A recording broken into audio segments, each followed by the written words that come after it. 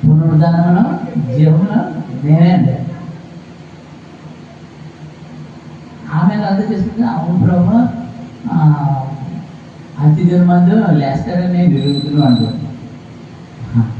అంటే మన అవిశ్వాసం అలాగే చూపిస్తున్నాం దేవుని ప్రార్థన. కానీ ప్రభు ఏమంటాడు, అంత్యదిన మనం లేపేది ఎవరు? అప్పుడు లేపాల్సింది కూడా యేసు ప్రభు గారే.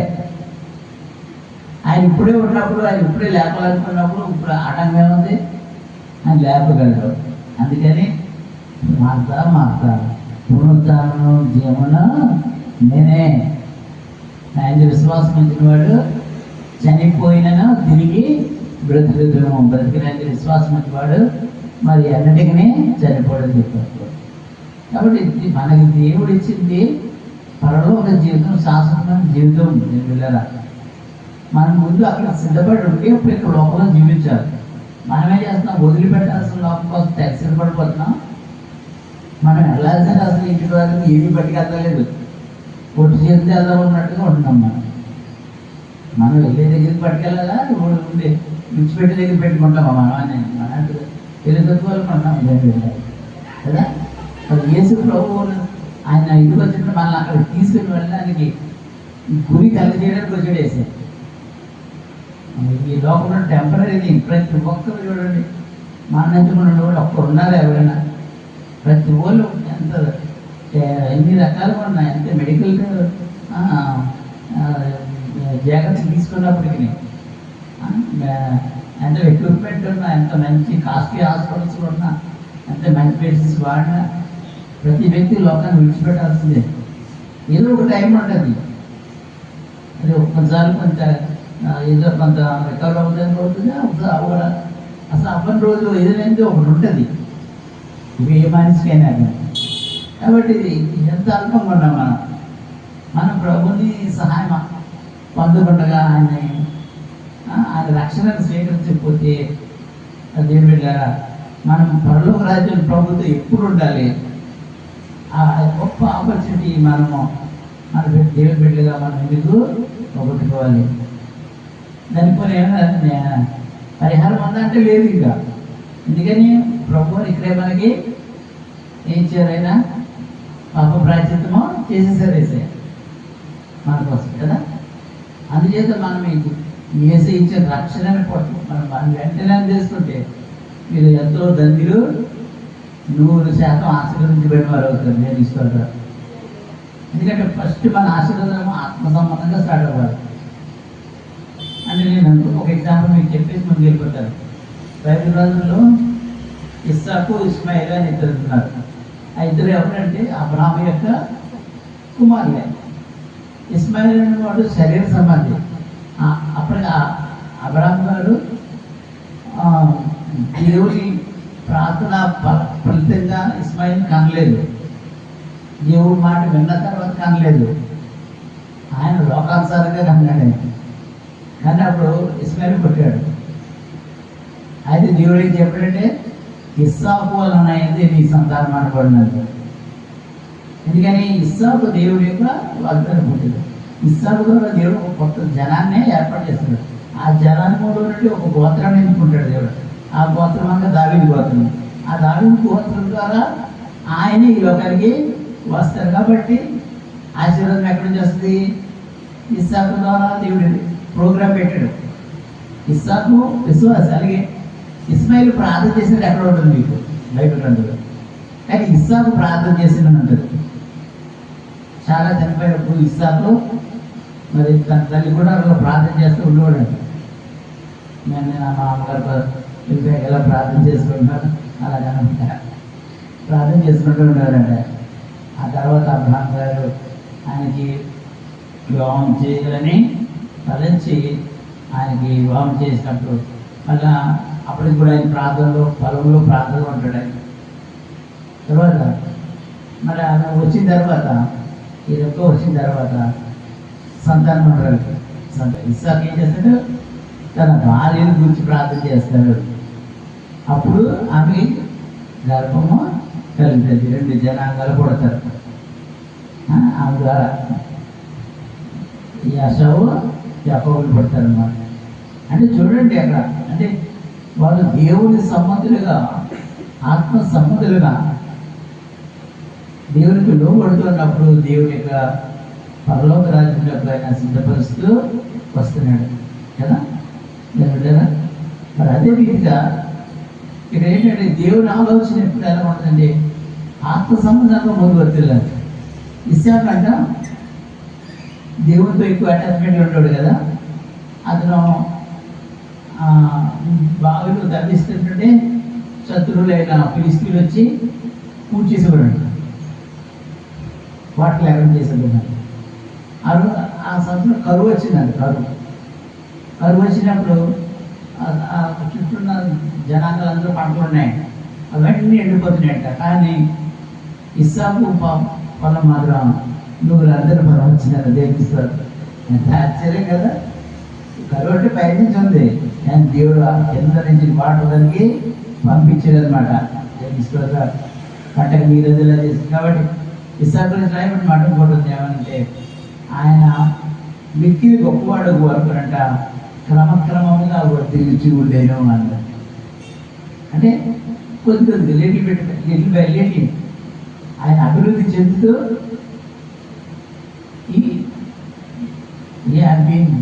బై గాడ్ అలాంటి ఆశీర్వదించబడుకుంటూ అతడు గొప్పవాడు అయిపోయింది. అనగా ఎందు గురించి అంటే ఇస్మాయిల్ ఆత్మ సంబంధమైన ఆశీర్వాదం లేదు, భౌతిక సంబంధమైన ఉంది. ఆయన బాబు ద్వారా కొంత ఆ సంతానం పుట్టాడు. దేవుడు చెప్పాడు అబ్రాహాము సంతానం కాబట్టి నేను విడిచిపెట్టలే, అతను కూడా నేను జీవిస్తానన్నాడు దేవుడు. కానీ ఆత్మ సంబంధమైన ఆశీర్వాదం ఎవరిది? ఇస్సాకు. ఇప్పుడు మనం ఎలా ఉండాలి చెప్పండి? ఇస్మాయిల్ ఎలా ఉండాలా? ఇస్సాకు ఎలా ఉండాలా? ఇస్సాకు మరి ఏసైతే మనకు రక్షణలో మనకు వచ్చేసి ఏసే రక్షణ కలిగి ఉండి మనం పరలోకంలో సీట్ సంపాదించేసుకున్నాక ఆ తర్వాత దేవుడు అన్ని విషయాలు మనల్ని ఆశీర్దిస్తూ మనం తోడుగా నడిపిస్తూ ఉంటాడు. అంటే ఆయన మాట విన్నవారం అవుతాము, ఆయనకి మనము ఒబేయిన వారం అవుతాము, ఆయన మాట ఆయన ఇచ్చిన రక్షణను స్వీకరించిన వారము అవుతాము. ఏమిటారా కనుక ఆయన రక్షణ మనకి మిక్కిలి అవసరమైనది. సృష్టి చేశాడు, ఆయన వాక్ అయినాడు, ఆయన కృప సత్య సంపూర్ణుడుగా ఆయన మన మధ్యకి వచ్చాడు. దేవునిగా మరి ఆ వచ్చిన వ్యక్తి ఎవరు అంటే సమస్తమును సృష్టించిన సృష్టికర్త మన అద్వితీయుడైన ప్రభువు, తండ్రి అయిన దేవుడు, మరి నిత్యుడైన తండ్రి మన ఎదుకు వచ్చారు. మన తండ్రి మన సృష్టికర్త వచ్చారు. ఎలా వచ్చారు అంటే ఆయన ఎవరో మనిషి పుట్టాక ఆయన ద్వారా ఆయన వచ్చినట్టుగా కాదు.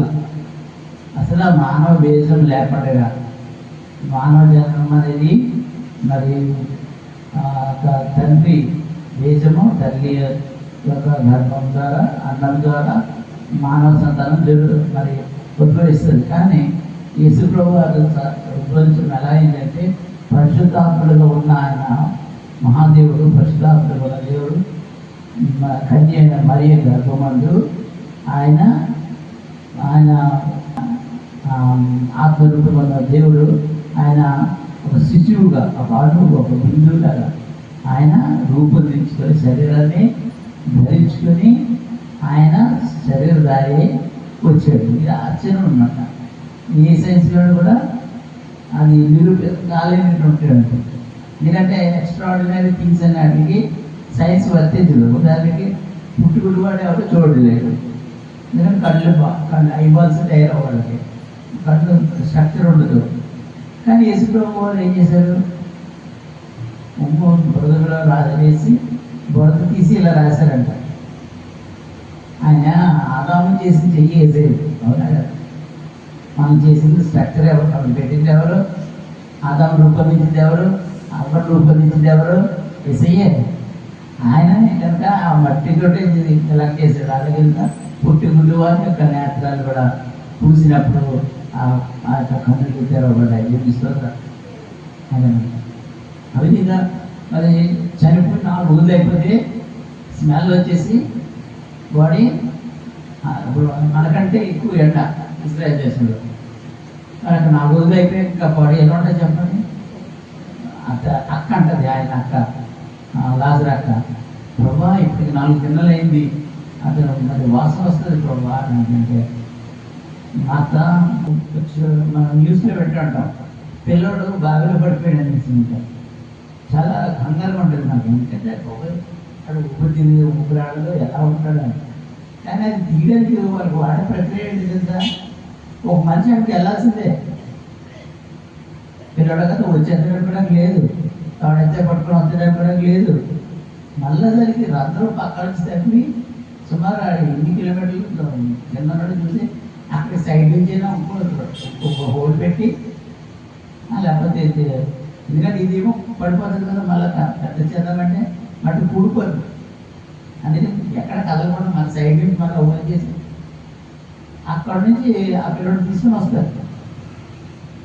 అయితే యేసుక్రీస్తు ప్రభువు భావంలో రక్షించిపోతున్న మనలను రక్షించడానికి ఆయన ఏం చేశారనమాట, శరీరాన్ని ధరించుకొని మన మీదకి వచ్చాడు.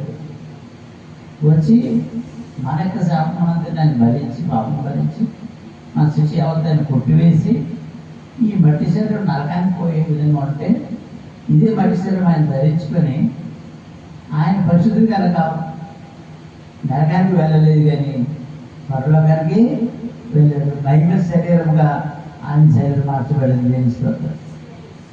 అంటే ఇప్పుడు ఆయన విశ్వసించిన వారికి అలాంటి శరీరం అయినా ఇవ్వనై ఉన్నాడు తెలుసుకోవాలి. ఇది పరసంబంధమైన శరీరం, మహిమ శరీరం. అలాగే మరి అంతేకాకుండా ఆయన బయట అక్కడ నుండి వచ్చి ఆ బోర్లో పడిపోయిన పిల్లోడిని రక్షించడానికి ఒక వ్యక్తి ఏదైతే వెళ్ళి రక్షించి మళ్ళీ తీసుకొస్తాడు బయటికి, అదేవిధంగా ఈ భూమి మీద ఉన్న మనం రక్షించడానికి ప్రభువారు వచ్చి మనం రక్షించుకొని తీసుకెళ్తున్నారు ఎక్కడికి, పరలోక రాజ్యానికి. ఎందుకని తనతో పాటు నిరంతరం ఆయనతో పాటు జీవించడానికి. ఆయన ఇంకా చెప్పాలంటే దేవుని బిడ్డలుగా చేయడం, దేవుని కుమార్తెగా చేయడానికి నేను బిడ్డగా యుగ యుగములు ఆయనతో జీవించడానికి దేవుని యొక్క ఉద్దేశమై ఉన్నది.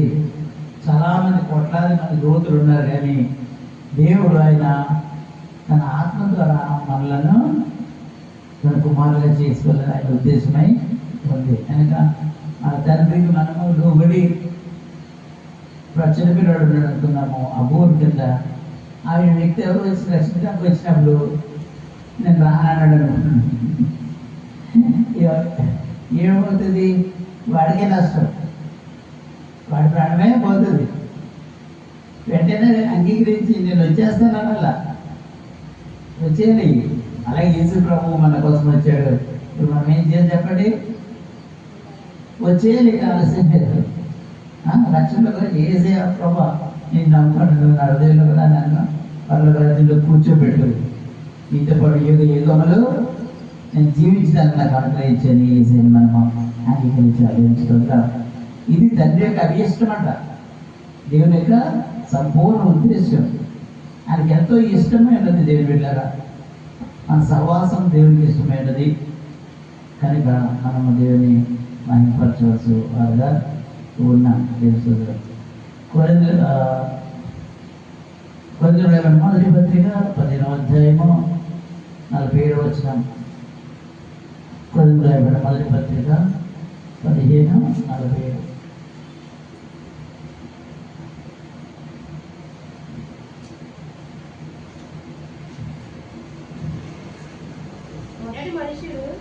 మొదటి మనుషుడు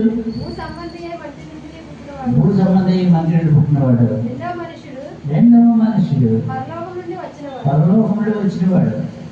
మంటి నుండి పుట్టినవాడు ఎట్టువాడు, పుట్టినవాడు అటువారే. పరలోక సంబంధం అందరూ అటువారు. మనం కూడా ఏసైన రూపంలో మార్చబడడం పోవాల. మళ్ళీ చూడండి 49 ఏమంటాడు, మరియు మనం మట్టి నుండి పుట్టిన పోలిక ధరించిన ప్రకారము పరలోక సంబంధి పోలికలు ధరితము ధరిస్తున్నాడు. మహిమ శరీరం ఎవరిది, పరలోక సంబంధి అయిన యేసు ప్రభువుది. మట్టి శరీరం ఎవరిది, ఆదాముది. ఈ శరీరం మనకు వచ్చింది కనుక ఇప్పుడు పరలోక సంబంధించిన శరీరం కూడా మనకి రావాలా, తీసుకోవాలి మనం. ఇది పుట్టకుండా మనం అనుకోకుండానే వచ్చేసింది శరీరం మనకి తెలియదు. కానీ ఇప్పుడు అనుకుంటే దగ్గర రాదు. ఏంటది? మహిమ శరీరం.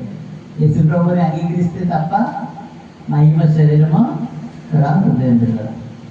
అది ప్రభు. అందుకని ప్రభు ఒకటే వాగ్దానం చేసి వెళ్ళాలి. ఇప్పుడు మీరు అనేక పుస్తకాలు చదువుతారు, గ్రంథాలు చదువుతారు, లోపల అనేక గ్రంథాలు ఉన్నాయి. మీరు ఏ భక్తుడైనా, ఏ గ్రంథకర్త అయినా మీకు మహిమ శరీరాన్ని ఇస్తాను మాట అనేది కనీసం ఉందా ఎక్కడన్నా?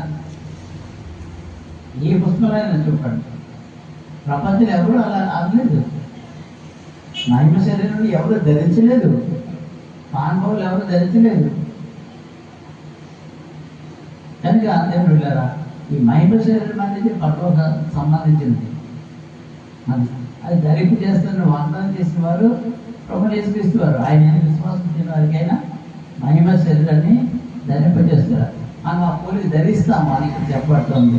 అప్పుడే మన పరలోక రాజ్యానికి వారసం అవుతాం. దేవుడా, ఆదాము భూ సంబంధి, ఆ పోలికి ధరించే భూమి మీద ఉన్నాం. యేసు ప్రభు పరలోక సంబంధి.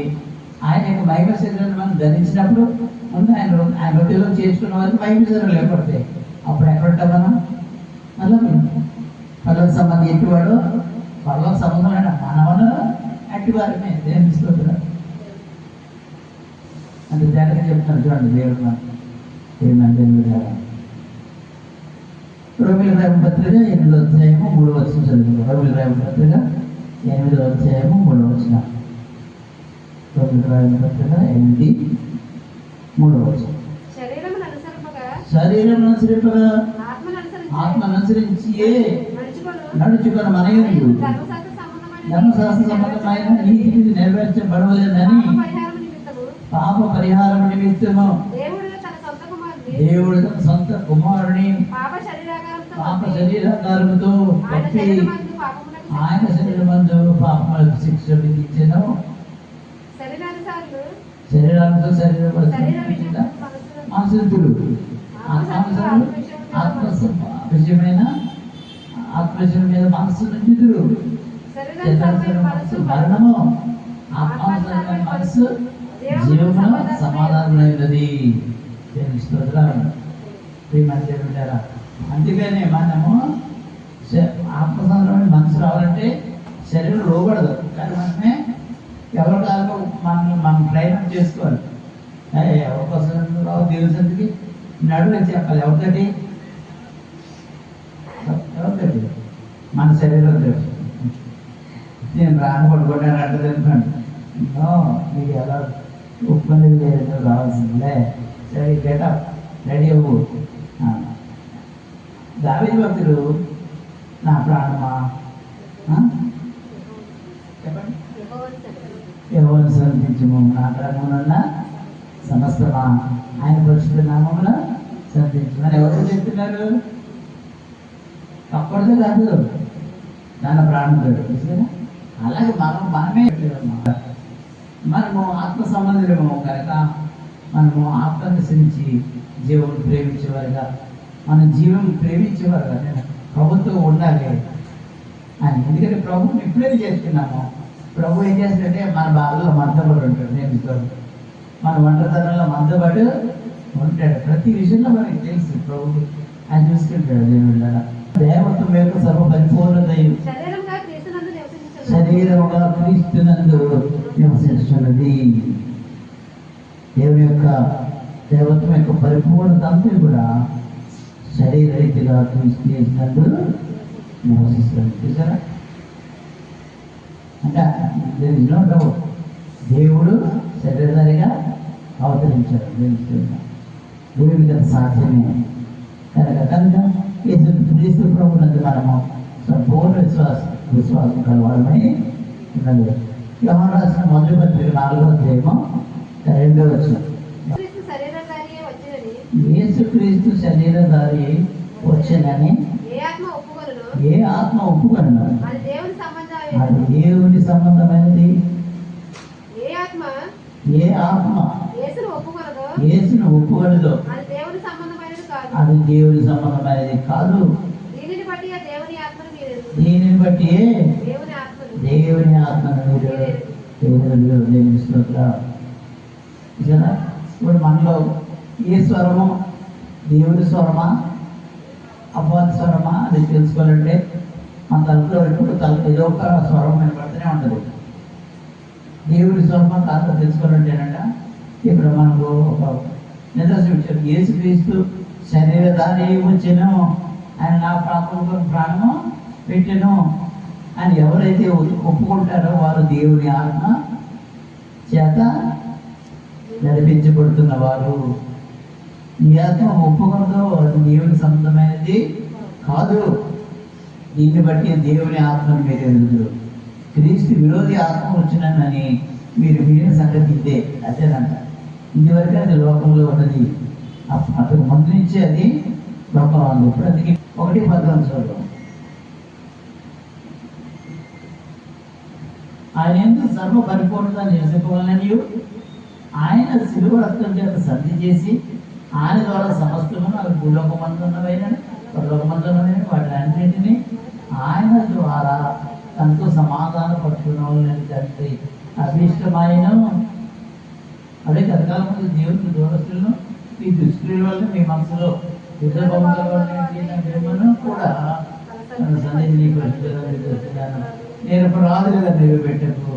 ఆయన మాంసయుక్తమైన శరీరం దేహమందు మరణం వల్ల ఇప్పుడు మిమ్మల్ని సమాధానపరిచిన ఎంత గొప్ప మంచి దేవుడు అనేసి చూడండి. మన దుష్క్రియలుగా ఉన్నప్పుడు ఏం దూరంగా ఉన్నప్పుడు మనకు మనసులో విరోధ భావం ఉన్నప్పుడు దేవుడికి విరోధమైన భావం ఉంటుంది లేదా చెప్పండి. ఒకరు చేస్తే ఎవరో కానీ పాటలు అసలు పాట ఏంటంటే ఎక్కడో ఉన్నావా మా అమ్మ దాని వదలు పెడుతున్నామని అంటే విరోధ భావం ఉంది. అక్కడ మానవుల్లో ఏముంది? విరోధ భావం ఉంది. కానీ దాని అందరినీ కూడా దేవుడు తీర్చాడు. ఎందుకంటే ఆయన మనతో ఉన్నాడు. ఆయన విడిచిపెట్టే దేవుడు కాదు. ఎక్కడున్న దేవుడు కాదు. ఆయన మన మధ్యకి వచ్చిన దేవుడు పరిశుద్ధాత్మగా మన మధ్యకి వచ్చి శరీరధారిగా, తర్వాత ఆయన పరలోకానికి వెళ్ళాడు, పరిశుద్ధాత్మగా మనలోనికి వచ్చాడు. వచ్చి ఇప్పుడు మనం తీసుకెళ్ళేదాకా మనతో ఉంటాడు. ఆయన తెలుస్తుంది అంటే మనం తీసుకుని నేను అనుకోండి, నన్ను తీసుకెళ్ళేదాకా నాతో ఉంటాడు. ఎలాగా అయితే ప్రభు రామకృష్ణప్పుడు నన్ను తీసుకెళ్ళిపోతాడు. లేదనుకోండి ఇంకా లేట్ అవుతుంది అనుకోండి, ముందే నాకు కంప్లీట్ అయిపోయింది అనుకోండి, నా వర్క్ కంప్లీట్ అయిపోయింది అనుకోండి, దేవుడు నన్ను తీసుకెళ్ళినప్పుడు మాతో కూడా ఉంటాడు ఆయన. అలా అనమాట. మనల్ని ఇప్పుడు విడవడు. ప్రభు మనల్ని పట్టుకునే ఉంటాడు. అందుకే మనకి మన్న మరి కూడా లేదు తెలుస్తుంది. అది ప్రభు మనతో ఉన్నాడు. విడువడు ఏమాత్రమే విడువను నడును ఎడబాయను అంటున్నాడు వేసేయాలి. అందుకే మనం చదువుతున్నాడు యోహాను సువార్తలో ఒకసారి 16 వచ్చిన చదవండి. యోహాను సువార్త 16 అది 1 అధ్యాయం 16. ఆయన పరిపూర్ణతలు నుండి మనమందరము కృప వెంబడి కృపను పొందుతుంది. చూసారా, ఆయన పరిపూర్ణత అంటే ఫుల్నెస్ అన్నమాట, కంప్లీట్నెస్ అన్నమాట. ఆయనలో పొదువు లేదు. కానీ మనం ఏం చేస్తామో కృప వెంబడి కృప అంటే ఎలాంటిదంటే ఒక తండ్రికి ₹1,00,000 ఇచ్చారు. ఇంకొక ఆయన కొడుకు ఏమి ఇవ్వలే. కానీ ఒరే నా అకౌంట్లో నీకు ఎప్పుడు కావాలన్నా ఎంత కావాలంటే అది తీసుకున్నాడు అనుకో. ఇప్పుడు ఇద్దరిలో ఎవరికి ఇచ్చినట్టు? ₹1,00,000 ఇచ్చినట్ట ఎంత కావాలంతా తీసుకున్నారు. అలా మన దేవుడు ఏంటంటే కృప ఇచ్చాడు మనకి. ఇప్పుడు నీకు ఏదైనా ఒకటి ఇచ్చేసాడు అనుకోండి దేవుడు, అంతర్వాగా కనిపిస్తుంది. మూడో సంబంధం ఆశీర్వాదాలు దేవుడు ఇచ్చాడు అనుకోండి. ఒక నీకు ఇల్లు కావాలన్నప్పుడు ఇల్లు ఇచ్చాడు, పొలం ఇచ్చాడు అనుకోండి. అవి ఉంటే ఉన్నాడు కనబడి, లేకపోతే లేనట్టు కనబడి. కానీ దేవుడు కృప ఉన్నది అనుకోండి, మీకు అన్ని సమయాల్లో మీకు కావాల్సిన సహాయం వస్తూనే ఉంటాడు. దేవుని స్తోత్రం. అది యేసుక్రీస్తు ప్రభు ద్వారా మీకు దేవుని కృప ఇవ్వబడింది. యేసుక్రీస్తు ప్రభు ద్వారా కృప ఇవ్వబడింది. మీకు దేవుని కృప కావాలంటే యేసుక్రీస్తు ప్రభునందు విశ్వాసం నుంచి ఆయన హృదయంలోకి అంగీకరించారు. అప్పుడు ఆయనతో పాటు మీకు ఏమి ఇవ్వబడుతుంది? కృప వెంబడి కృప. అంటే నీకు ఏ సమయానికి కావాలి సహాయం అప్పుడు అందుతూ ఉంటుంది అనమాట. ఇప్పుడు నేను ఎంత సాక్ష్యం చెప్పాను కదా, నాకు తెలిసేది ఆయనకి ఏమి తెలియదు. దేవుడు అలాగా మనకి సహగా మనకి ఏది అవసరమో దేవుడికి తెలుసు కాబట్టి అలాగా ఆయన చూసుకుంటాడు అవన్నీ. కనుక ఏమైనా దేవుడు కదా మనము 9:5 వచ్చి చదువుతాము. ఆయన కృప ఎప్పుడు కృపలో మనము అందుకందుకు బలాన్ని పొందండి. మీరు వినేసి వదిలేకండి. వాక్యం విని మీరు విశ్వాసం ఉంచండి. దేవుడు ఖచ్చితంగా మిమ్మల్ని ఆదరిస్తాడు, బలపరుస్తాడు. ఎందుకంటే ఆయన నన్ను ఆదరిస్తున్నాడు, నాకు తోడేంటి బలపరుస్తున్నాడు. కనుక మీకు కూడా ఈ సాక్ష్యాన్ని తెలియజేస్తున్నాను. 9:5 మరియు ఆయన ద్వారా మన విశ్వాసం వలన ఈ కృప ఎందు ప్రవేశం గలవారమై అందులో నిలిచియుండి దేవుని మహిమను గురించి నా నిరీక్షణ బట్టి అతిశయపడుచున్నాము. ఇంగ్లీష్లో ఏమనుందంటే ఇక్కడ యాక్సెస్ అని ఉంది. యాక్సెస్ అంటే మనకి మన ప్రవేశం కలుగుతుందంట అందులో. ఆయన ద్వారా మనం విశ్వాసం అన్న ఈ కృప ఏసు కృపనంతే మనం ఆయన కృపలోకి ప్రవేశిస్తున్నాం. దేవుని కృపలోకి రావాలంటే యేసు కృప మనలో ఉండాలి. అంతేనే అందరూ మీరు హృదయాలు ఎవరు పెట్టుకోవాలా? ఎస్ఐనే పెట్టుకోవాలి. ఎవరు పెట్టుకోవాలా? ఎస్ఐనే హృదయం పెట్టుకోవాలి. అప్పుడు ఆయన కృప మీకు తోడే ఉంటుంది. సహాయము ఎప్పుడు అందుబాటులో ఉంటుంది. మీకు ఎప్పుడు సహాయం కావాలన్నా నో ప్రాబ్లం. ఏసీ మనకు సహాయము చేస్తూ ఉంటాడు.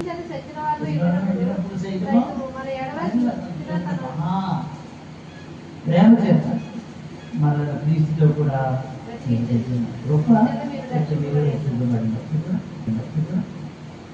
మనం రక్షిస్తుంది ఏం చెప్పండి? యేసయ్య కృప.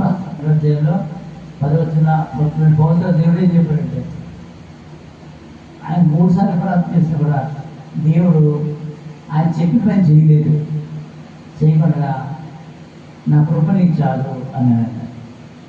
అప్పుడు నాకు అర్థమైందంట, ఎందుకు ప్రభు నాకు ఈ పని చేయలేదు? నాకు గర్వం రాకుండా అతిశయం నాకు కలగకుండా నా మంచి కోసం ముందు పెట్టాడు నాకు అనుకొని, ప్రభా నీకు ఉంటే నాకు చాలు. ఈ శరీర బలహీనత ఉన్నా నాకేం పర్వాలేదు. ఇది నన్ను నలుపుడుతూ ఉంటుంది కాబట్టి నేను నీ మీద ఎక్కువ ఆధారపడతా ఉంటాను. కాబట్టి నాకు నీ కృప చాలు ఆయన, నీ కృప నాకు ఎక్కువ ఉంచులని ఆయన దేవుడి మీద ఆధారపడ్డాడు. కాబట్టి మనం కూడా మరి ఏసీ కృప మీద ఆధారపడతాము. ప్రభుని కలిగి ఉందాము. కలిగి పనులకు భాగ్యం పొందుకుందాం. అతను భూసం నుండి దేవుడు ఇస్తాడు.